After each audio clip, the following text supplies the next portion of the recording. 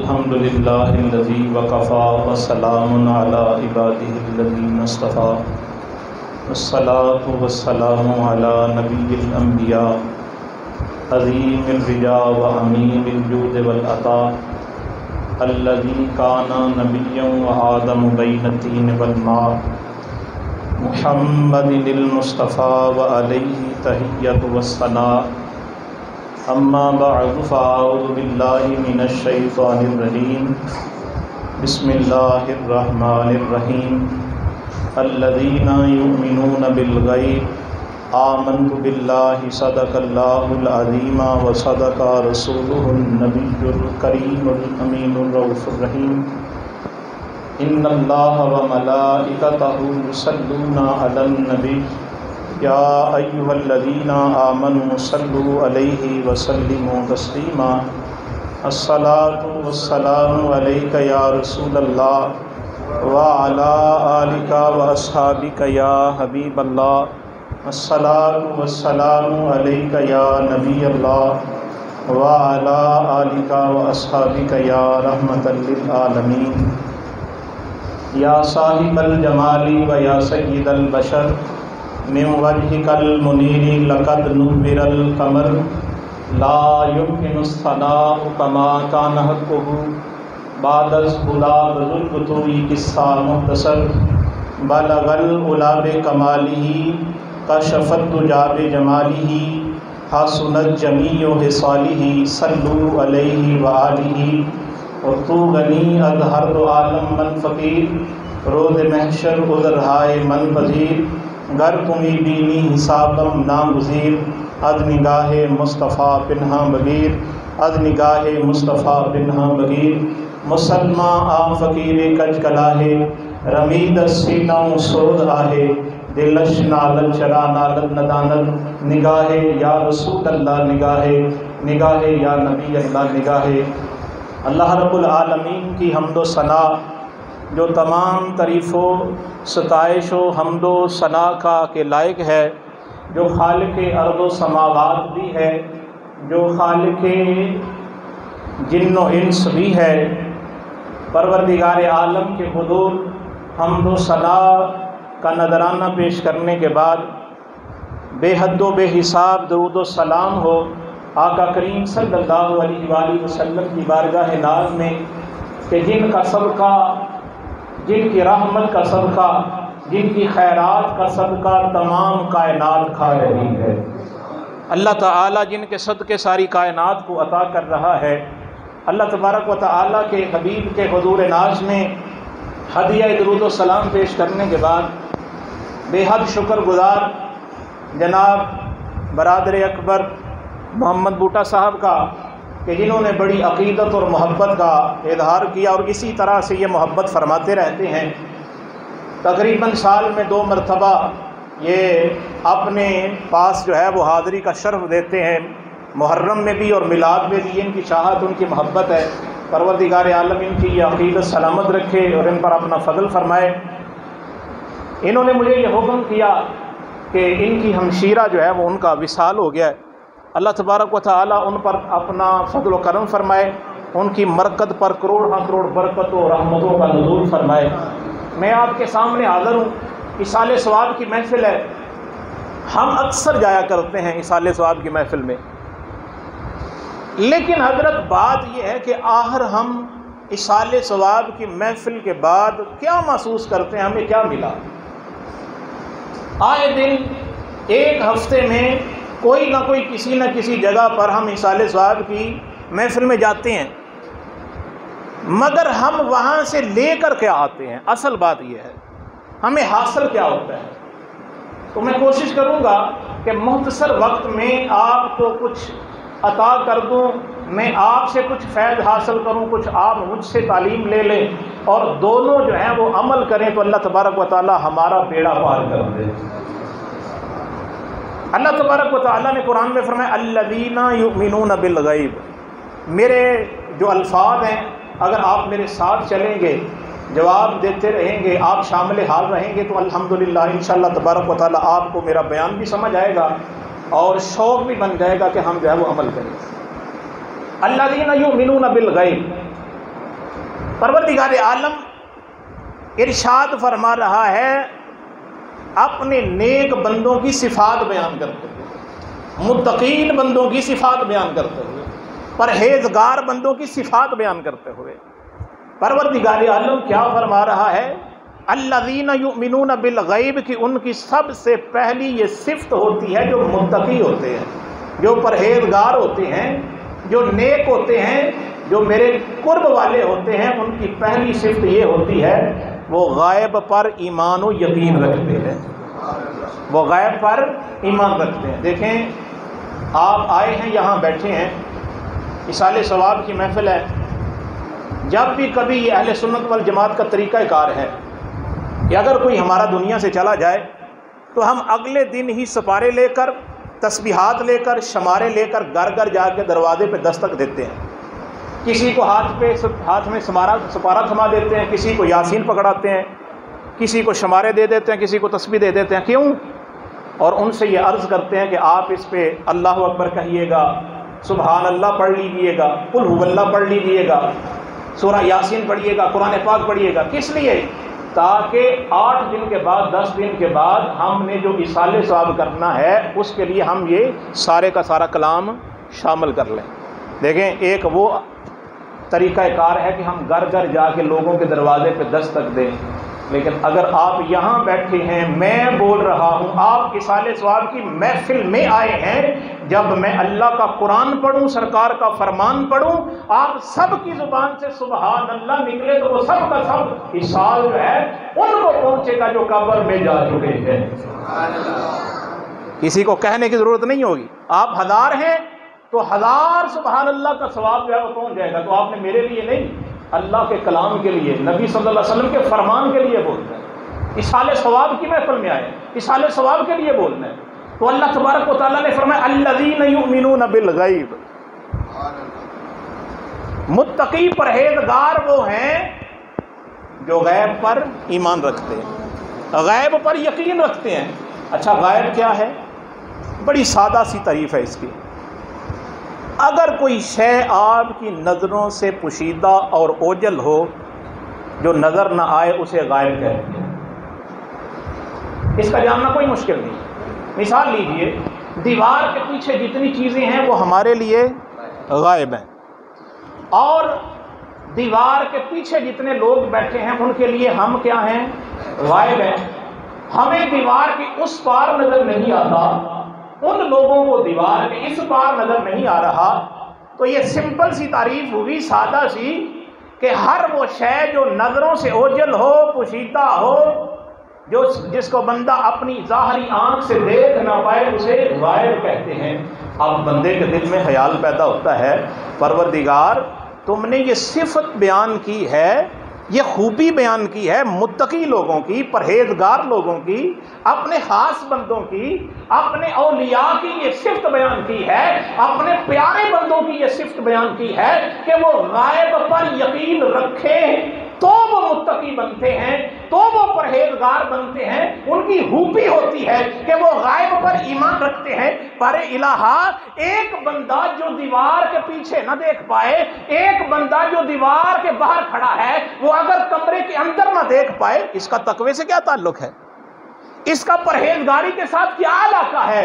تو اللہ تبارک و تعالیٰ نے فرمایا میرے بندے، یہی تو امتحان ہے ایمان والوں کا، یہی تو ہم نے بتانا ہے کہ آخر تقوی کے ساتھ غائب کا تعلق کیا ہے۔ اب میں آپ سے سوال کرتا ہوں، میرے سوال کا آپ جواب دیجئے۔ جتنے لوگ یہاں بیٹھے ہیں، میں اگر آپ سے یہ پوچھوں، آپ نے جہنم کو دیکھا ہے؟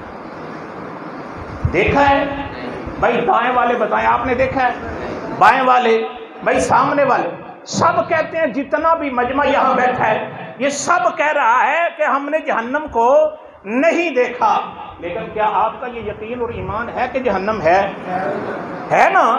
اچھا جی، ہم نے دیکھا بھی نہیں، ہمارا یقین بھی ہے جہنم ہے، کیا یہ جہالت نہیں ہے؟ الیاذ باللہ، کیا یہ جہالت نہیں ہے؟ کیا یہ بے وقوفی نہیں ہے؟ کہ بھئی جو چیز ہم نے دیکھی نہیں ہے، جس کو ہم نے اپنی آنکھ سے دیکھا نہیں، ہم نے اسے مان کیسے لیا؟ हमने उस पर यकीन कैसे कर लिया, हमने उस पर अकीदा कैसे बना लिया। और मैंने तो मुत्तकी परहेजगार लोगों को देखा, रात के 2 बजे तहज्जुद की नमाज पढ़ने के बाद, और मैंने बड़े बड़े नमाजियों को देखा, बड़े बड़े जो है वो कारियों को देखा, बड़े बड़े उलमा को देखा, बड़े बड़े शेख तरीकत को देखा कि रात को उठ के अल्लाह की बारगाह में हाथ उठा के कहते हैं अल्लाहुम्मा अजिरना मिनन नार, अल्लाहुम्मा अजिरना मिनन नार, बारे इलाहा हमें आग के अजाब से निजात देना, बचा लेना। इतना पुख्ता यकीन, वो आंसू भी बहाएं, अल्लाह के राह में रोते भी रहे, अल्लाह की बारगाह में फरियाद भी करते रहे, और जहन्नम से पनाह भी जो है वो मांगते रहे। इसका मतलब ये है कि मुसलमान छोटा हो या बड़ा हो, कोई आलिम हो या फाजिल हो, कोई मुत्तकी हो या परहेजगार हो, कोई पीर हो या मरीद हो, उसका ये पुख्ता यकीन है कि जहन्नम है। जब है तो यही बात खटकती थी मक्का के कुरैशियों को,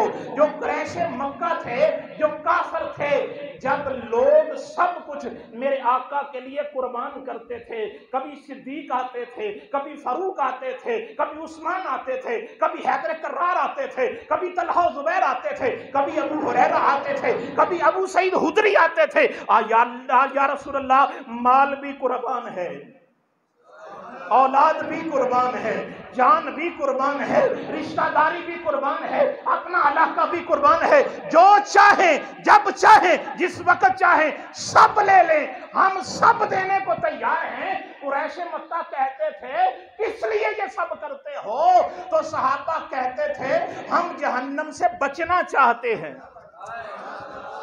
हम जहन्नम से बचना चाहते हैं। तो वो कहते थे जहन्नम तो देखा नहीं है, तो वो कहते थे यही तो बात है, अल्लाह ने फरमाया, अल्लाह के रसूल ने फरमाया, हम अल्लाह को भी सच्चा जानते हैं, नबी को भी सच्चा मानते हैं।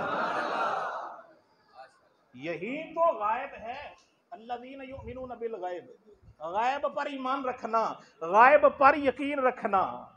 अब गायब पर ईमान था तो जान देने को तैयार हो गए, गायब पर यकीन था तो सब कुछ लुटाने को तैयार हो गए, सब कुछ कुर्बान करने को तैयार हो गए। तो अज़ीज़ान मोहतरम, मोमिनीन की सिफात में से पहली सिफ्त ये है कि वो गायब पर ईमान रखते हैं, गायब पर ईमान रखते हैं।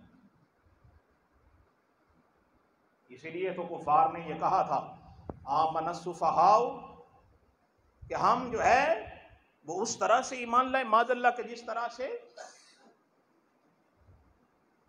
मादल्ला बेवकूफ लोग ईमान लाए।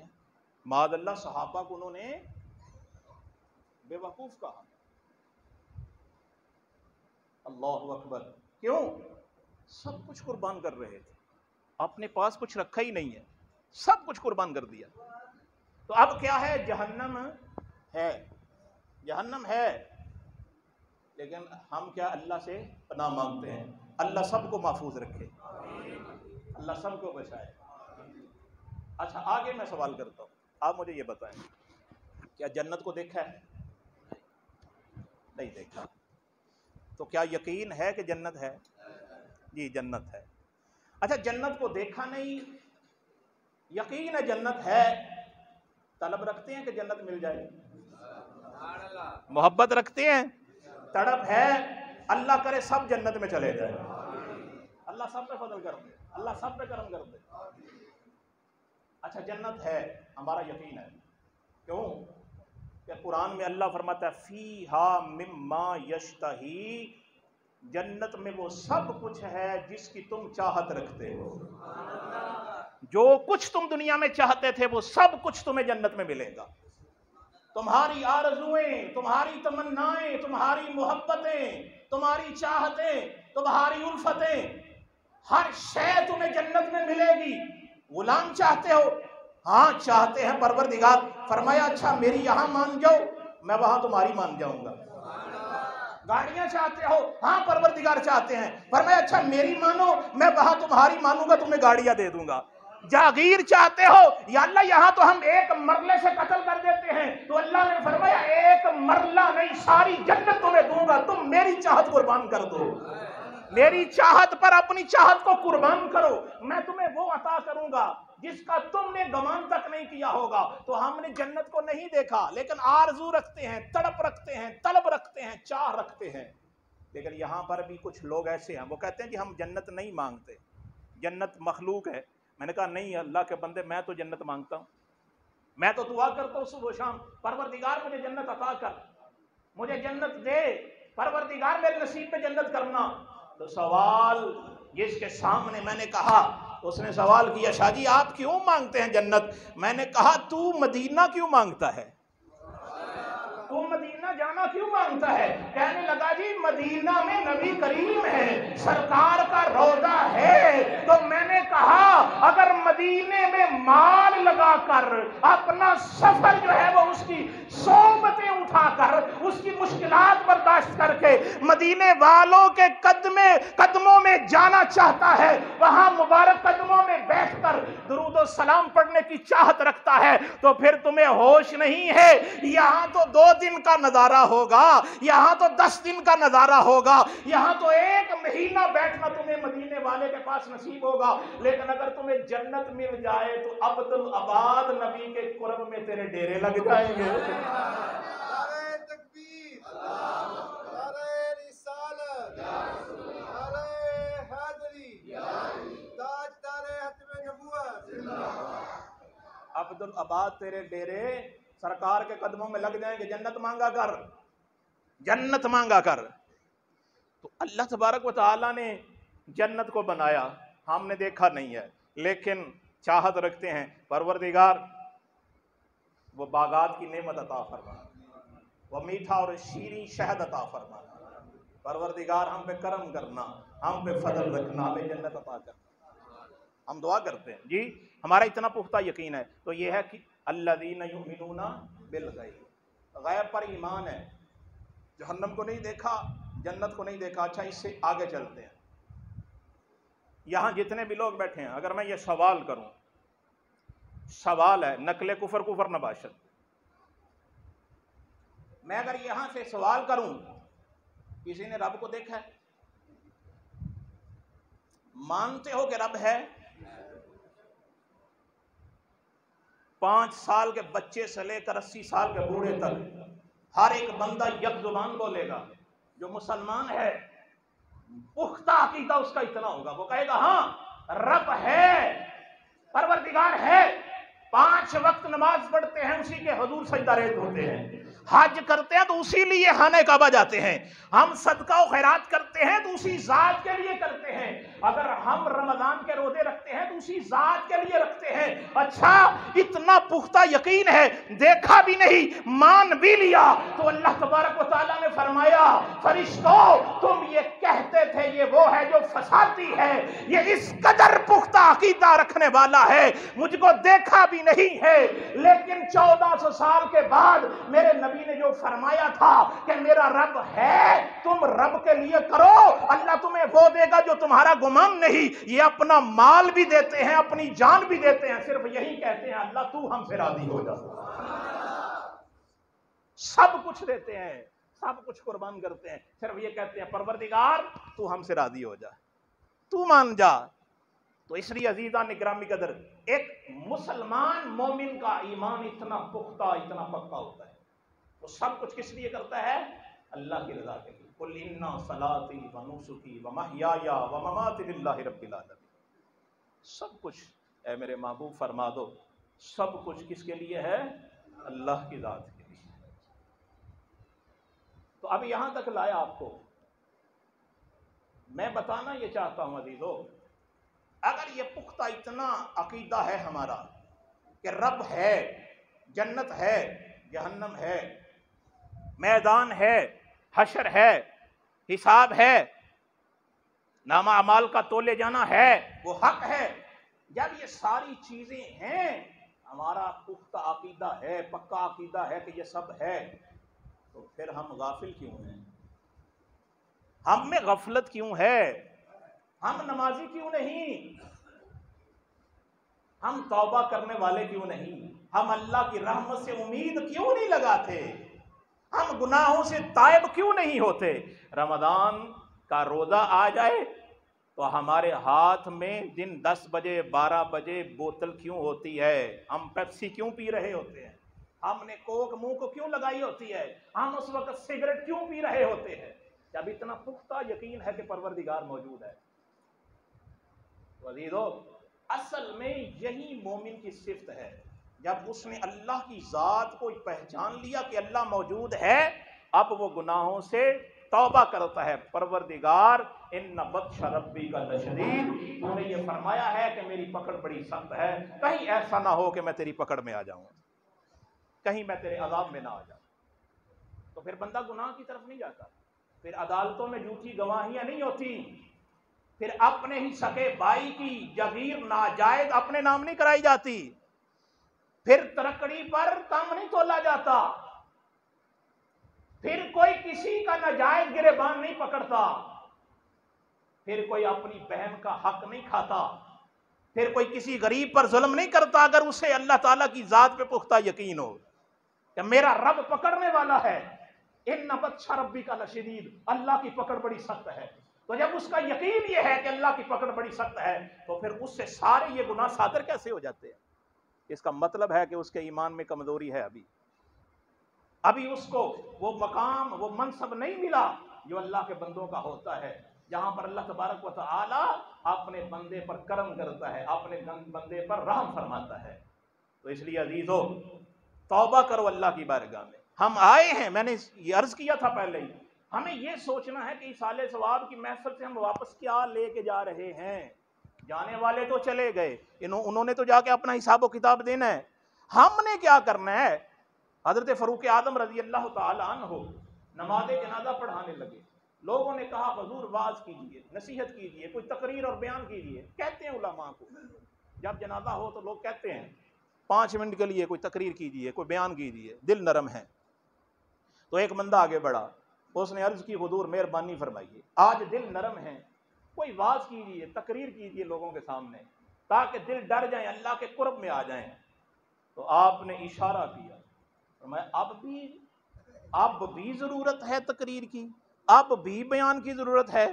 تو سوال کرنے والے نے عرض کی حضور کیوں، کیا بیان کی ضرورت نہیں رہی اب؟ فرمایا یہ دیکھو، یہ میت تمہارے سامنے پڑی ہے جو تمہیں بتا رہی ہے میں جا رہا ہوں، تم میرے پیچھے آ رہے ہو، واعظ کی کیا ضرورت ہے؟ سمجھ جاؤ تم نے بھی جانا ہے۔ کوئی کوٹھیاں والے، بنگلوں والے، کار والے، سٹیٹس والے، مرتبے والے، وقار والے، حسن والے، جائیداد والے کیا ہیں یہ کہہ سکتے کہ ہم یہیں رک جائیں گے؟ کوئی نہیں رک سکتا، کوئی نہیں ٹھہر سکتا۔ جنہوں نے بڑے بڑے محل ڈالے ہیں وہ بھی قبر میں ہیں، اسی مٹی میں ہیں جہاں پر فقیر کمی جو ہے وہ قبر میں گیا ہے۔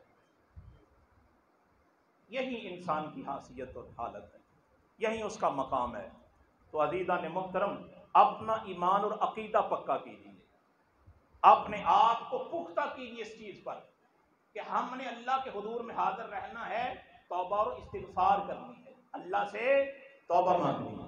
اب دیکھیں نا، ایک باری چیز، آپ ناراض نہ ہونا، یہ اکثر ہمارے درویش جو ہیں وہ یہ جملہ بولا کرتے تھے، ہمارے سیالکوٹ کے بہت بڑے درویش گزرے ہیں، آپ اپنے خطبہ میں یہ ارشاد فرمایا کرتے تھے۔ اب دیکھو نا، ہر شے یہاں پر ہے، 10 محرم الحرام کو سبیل لگا کے لوگوں کو پانی بھی پلا دیتے ہیں ہم، چاہے ہم اگلے پورا سال جو ہے وہ لوگوں کا خون پیتے رہیں، ہم نے ایک دن پانی ضرور پلانا ہوتا ہے۔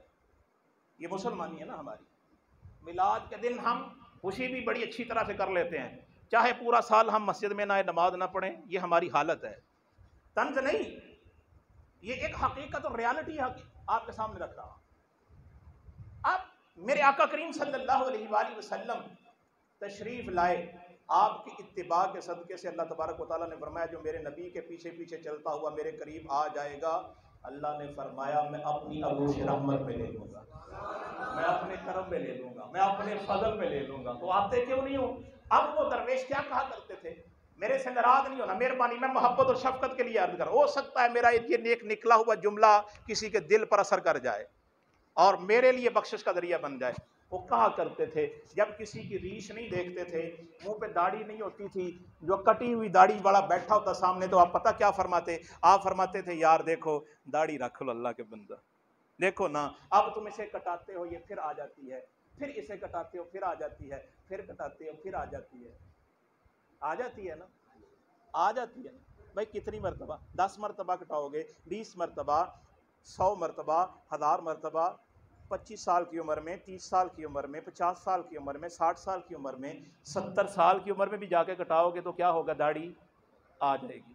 تو وہ بولا کرتے تھے، وہ کہتے تھے وہ سجنا اللہ دیا بندیا جی اگر اے نہیں روک دی تو ہی رک جا، اور جی اے نہیں مڑ دی تو مڑ جا یار، اللہ دیا بندیا تو ہی مڑ جا۔ ویکھنا وہ تے مڑ دی نہیں پئی، انہیں تے آنا ہی آنا کیونکہ حکم خدا ہے نا، وہی انہیں تے آنا ہی آنا ہے، تو اللہ دیا بندیا تو ہی مڑ جا، چل ہوں تو ہی رک جا۔ تے اے زیور لے کے قبر وچ جائیں گا تے حبیب خدا بھی تینوں مرحبا آکھن گے۔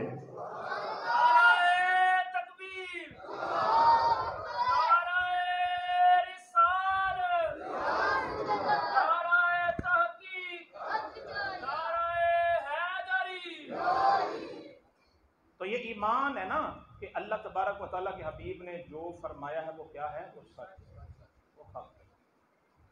اب ایک واقعہ صرف عرض کر کے میں اجازت چاہوں گا، زیادہ ٹائم لے لینا کافی ہے، زیادہ ٹائم نہیں، صرف مختصر کر کے کہ بڑا واقعہ آپ نے سنا ہے، لیکن میری ایک اپنی عقیدت ہے، جب بندہ غائبانہ کسی چیز پر یقین رکھتا ہے نا، ایمان رکھتا ہے، تو پھر اللہ تبارک و تعالیٰ اجر بھی اسی حساب سے اس کو عطا کرتا ہے۔ جو چیزیں دیکھی جائیں اور دیکھنے کے بعد پھر سودا ہو نا تو پھر معاملہ کچھ اور بن جاتا ہے۔ بڑا مشہور ایک واقعہ ہے ایک ولی کا، بڑا نام سنا ہے آپ نے، حضرت بہلول دانا رحمت اللہ تعالی علیہ، حضرت بہلول دانا رحمت اللہ تعالی علیہ، اللہ کروڑوں آپ کی مرکت پہ رحمت نازل فرمائے۔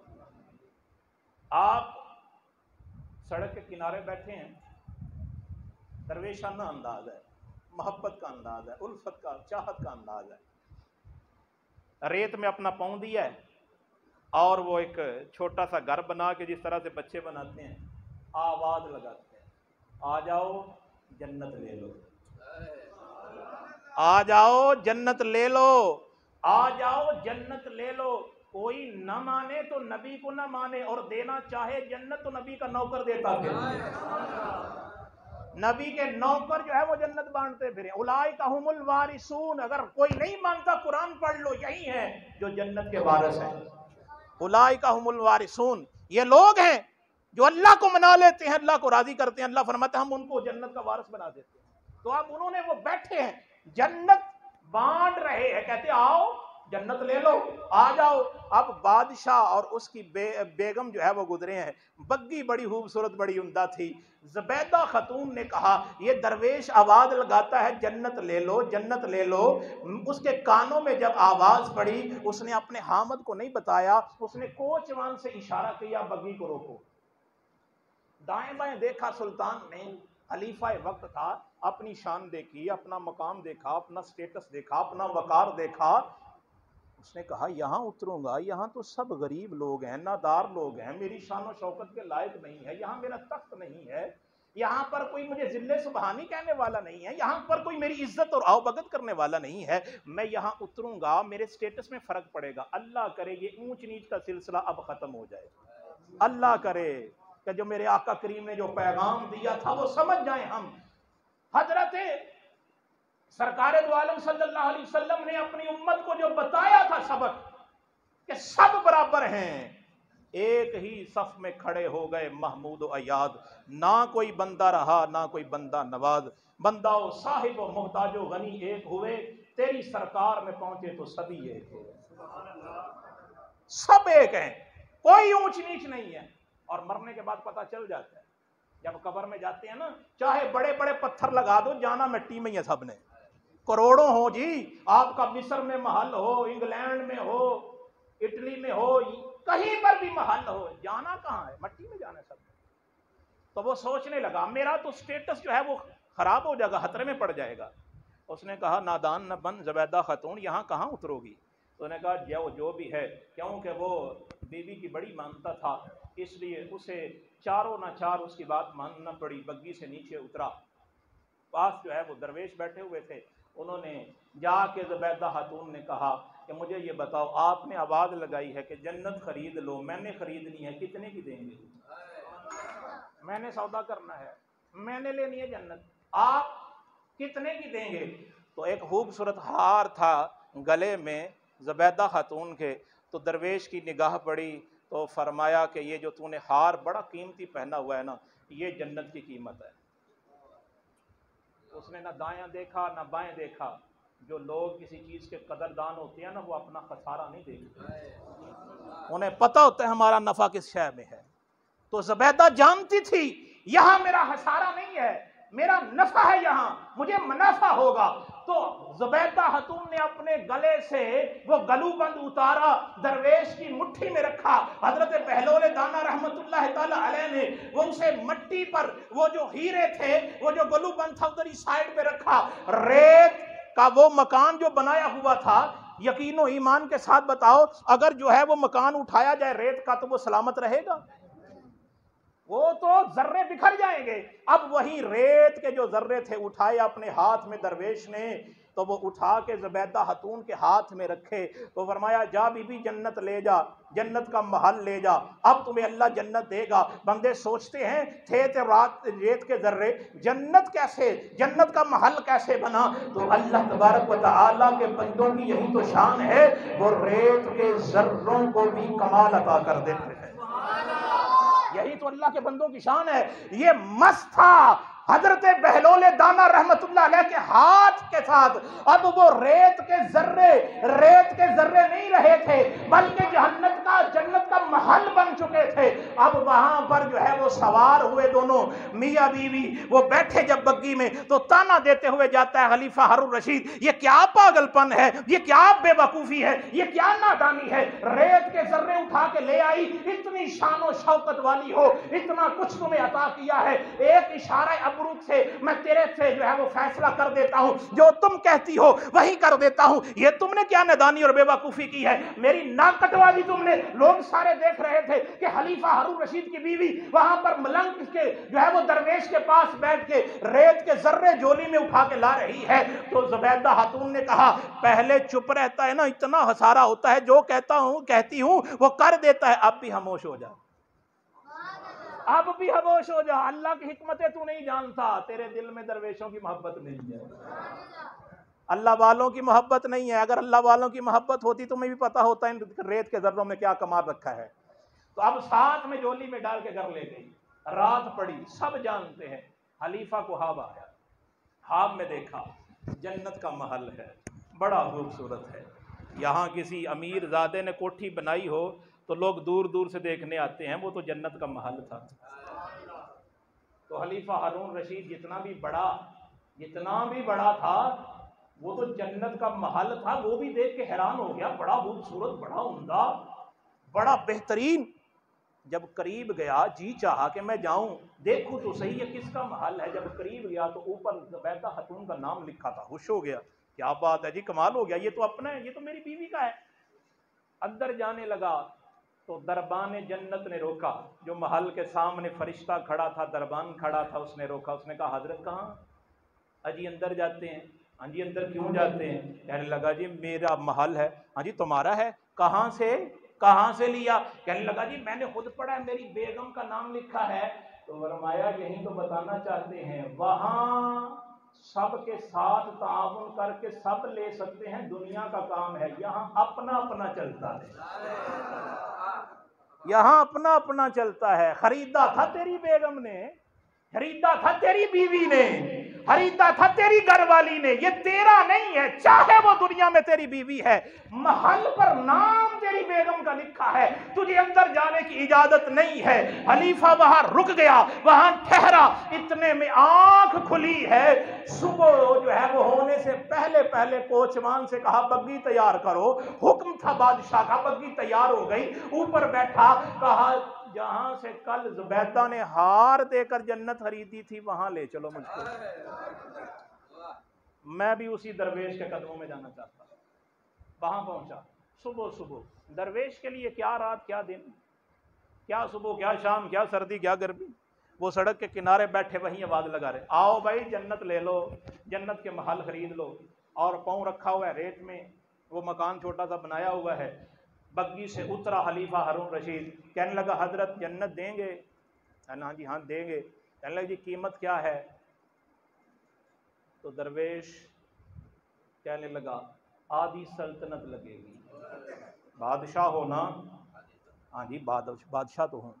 آدھی سلطنت۔